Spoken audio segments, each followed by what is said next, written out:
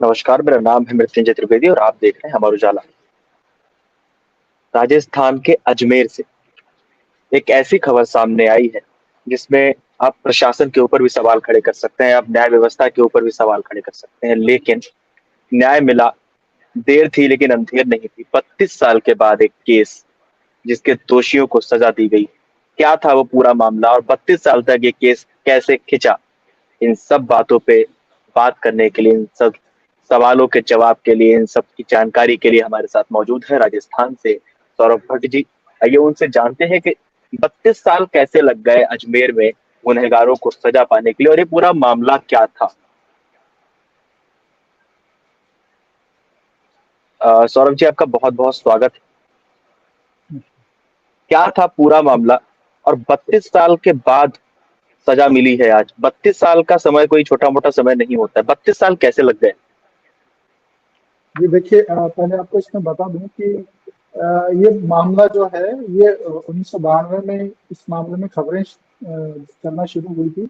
और इसमें समय समय पर जो है कई आरोपियों को सजाएं हुई है। आज जो है 6 जो आरोपी हैं जिनको सजा हुई है, इसमें से ज्यादातर जो है ऑलरेडी जेल में बंद थे। और एक व्यक्ति, एक आरोपी जो था, एक दोषी जो था, वो एंटीसिपेटरी बेल पे था। और 18 जो करीब करीब आरोपी है इसमें, जिनके खिलाफ एफआईआर हुई थी और जिनके खिलाफ चार्जशीट पेश हुई थी, इसमें से जो है अ, आज जो है करीब 6 जो आरोपी जिनका नाम है सोहेल गनी, नफीस चिश्ती, जमीर हुसैन, सलीम चिश्ती, इकबाल भाटी और नसीम ऑफ टार्जन। इन 6 आरोपियों को जो है आजीवन कारावास की सजा सुनाई गई है और 5-5 लाख रुपए के जुर्माने लगाए गए हैं। आपको थोड़ा सा बैकग्राउंड इसमें बता दूं कि अजमेर जी। ब्लैकमेल कांड जो है वो अ, अ, इसके बारे में एक्चुअल जो आंकड़ा है वो उसका अभी तक भी कोई पुष्टि नहीं है कि एक्चुअल आंकड़ा कितनी लड़कियां थी जो ब्लैकमेल कांड का शिकार हुई। लेकिन मोटा मोटा ये कहा जाता है कि करीब 300 से ज्यादा लड़कियां जो थी इस ब्लैकमेल कांड का शिकार हुई। और लेकिन एक्चुअल जब पुलिस में मामला दर्ज करवाने की बात आई तो बहुत सारी लड़कियों ने विड्रॉ कर लिया। और बहुत कम लड़कियां जो थी उन्होंने गवाहियां दी। और उसमें से भी कई जो लड़कियां थी बाद में अपनी गवाहियों से मुकर गई। तो ये चलता चलता चलता मामला, और पुलिस ने भी क्या है इस मामले में करीब करीब 10 से ज्यादा चार्जशीट पेश की। तो ये मामला बढ़ता बढ़ता इतना 32 साल तक खींच गया। तो आज जो है वो कोर्ट ने 6 आरोपियों को इसमें दोषी मानते हुए आजीवन कारावास की सजा सुनाई है।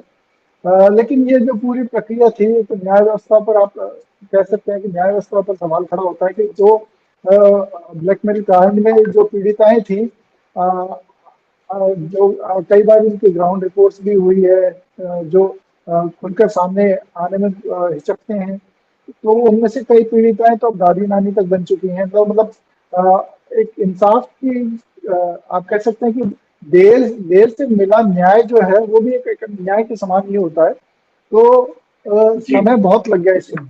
जी सौरभ जी, सवाल ये है कि 32 साल लग कैसे गए? कहाँ चूक होती रही प्रशासन से, कहाँ पे शासन चूकता रहा, कहाँ पे सबूत नहीं मिल पाए? देखिए, मैं आपको यही बता रहा हूँ कि इसमें सबसे बड़ी बात तो गवाहियों की थी कि गवाही देने के लिए कौन सामने आएगा। तो जो पीड़िताएं थी वो खुद अपनी बदनामी के डर से, कई पीड़िताओं ने गवाहियां भी नहीं दी बार बार।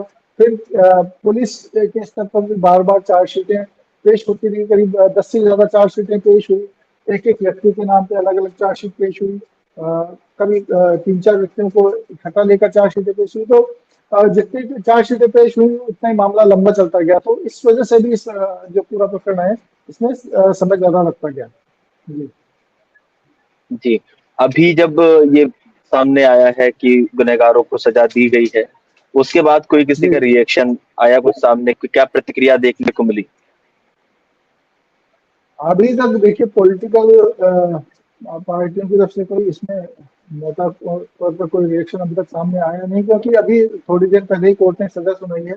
और देखिए मामला इतना लंबा है कि समय समय पर इसमें लगातार जो राजनीति है, हस्तक्षेप, या आप कह सकते हैं कि राजनीतिक बयानबाजी, इतना लंबे समय का मामला है तो राजनीतिक बयानबाजी समय समय पर चलती रही है। तो अब ऐसा कुछ नहीं कि आज अचानक कुछ हुआ और इसलिए पॉलिटिकल रिएक्शन इसमें कोई अचानक आना लाजमी बिल्कुल। है।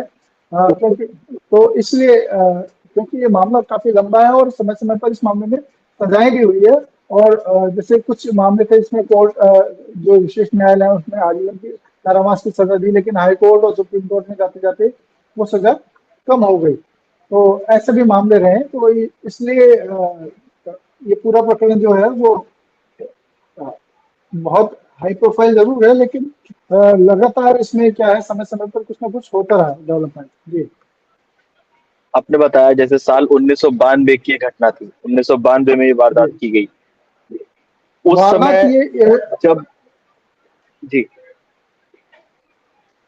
जी आप बताइए। 1992 में जब ये वारदात हुई, ये घटना हुई, उसके बाद से अभी तक इतना समय खिंचता गया। इसका पहला खुलासा कब हुआ था? पहली बार कब पता चला कि ये आरोपी हैं और इस तरह की घटनाओं को अंजाम दे रहे हैं? जी देखिए, मैं आपको यही बता रहा हूँ कि ये वारदात जो है ये 1992 की नहीं, 1992 से पहले की है। ये अच्छा। घटनाक्रम है काफी लंबे समय से चल रहा है, और 1992 में जाकर ये एक स्थानीय अखबारों में इसकी खबरें प्रकाशित होना शुरू हुई, और ये लंबे समय तक ये जो अखबारों में फिर ये सुर्खियां बनती रही, और पूरे देश में ये पूरा जो सेक्स स्कैंडल का मामला था पूरे देश में गूंजा, क्योंकि इसमें जो दरगाह संचालित करने वाले जो परिवार थे, उनके कुछ सदस्य भी इसमें शामिल थे, जो एक इस तरीके से जिनका नाम शामिल होने के बाद से मामला पूरा हाई प्रोफाइल हो गया। और इसलिए ये आप कह सकते हैं कि भाई इसमें इतना समय भी लगा कि क्योंकि प्रशासन भी सकते में था कि इतने जो पावरफुल लोग हैं उनके ऊपर किस तरीके से हाथ डाला जाए, लेकिन धीरे धीरे जो मामला चला, और अल्टीमेटली जो अब कोर्ट ने इस मामले में आज 6 लोगों को सजा सुनाई। जी। जी, मतलब 1992 से पहले से इन घटनाओं को अंजाम दिया जा रहा था। 1992 में ये सामने आया कि इस तरह की घटनाएं भी हो रही हैं, और उसके बाद में जी 32 बिल्कुल। साल का समय लग गया। 32 साल का समय लग गया जी ये पुष्टि होने में कि घटनाओं को अंजाम यही दे रहे थे। बिल्कुल। ऑलरेडी कोर्ट ये चार्जशीट इतनी सारी थी कोर्ट के अंदर कि उसमें कोर्ट के फैसले आते आते इतना लंबा समय लग जाता है। और न्यायिक प्रक्रियाएं जो देश की इसी तरीके की है कि सामान्य रूप से भी अगर आप देखा देखा जाए तो पॉक्सो के मामले में कोर्ट में चले तो जाते हैं, लेकिन कोर्ट में उस चीज को डिसाइड होते होते कई सालों का समय लग जाता है। अभी अजमेर की विशेष कोर्ट ने इस मामले में सजा सुनाई है। अब अभी बहुत सारे ऑप्शन हैं इन आरोपियों के पास, ये दोषियों के पास। ये दोषी हाई कोर्ट भी जा सकते हैं, सुप्रीम कोर्ट भी जा सकते हैं। तो अभी भी ये जो न्याय प्रक्रिया जो है ये अभी आप कह सकते हैं कि ये लड़ाई जो है अभी मुझे खत्म होती नजर नहीं आ रही, क्योंकि इससे पहले भी जो दोषी थे वो उन्होंने बड़ी कोर्टों में जाके अपीलें की है। चलिए, बहुत बहुत धन्यवाद सर आपका हम तक की जानकारी पहुंचाने के लिए। जी। बहुत बहुत धन्यवाद आप लोगों का हमारी इस खबर को जानने के लिए, हमें सुनने के लिए। इस पूरी घटना को लेकर, इतने 32 साल बाद हुए इस न्याय, इस फैसले को लेकर आपका क्या कहना है? आपको क्या लगता है कहाँ चूक रह गई? क्या हुआ, क्या नहीं हुआ? आपके हिसाब से आपको क्या लगता है? हमें कमेंट करके बताइए और देखते रहिए अमर उजाला।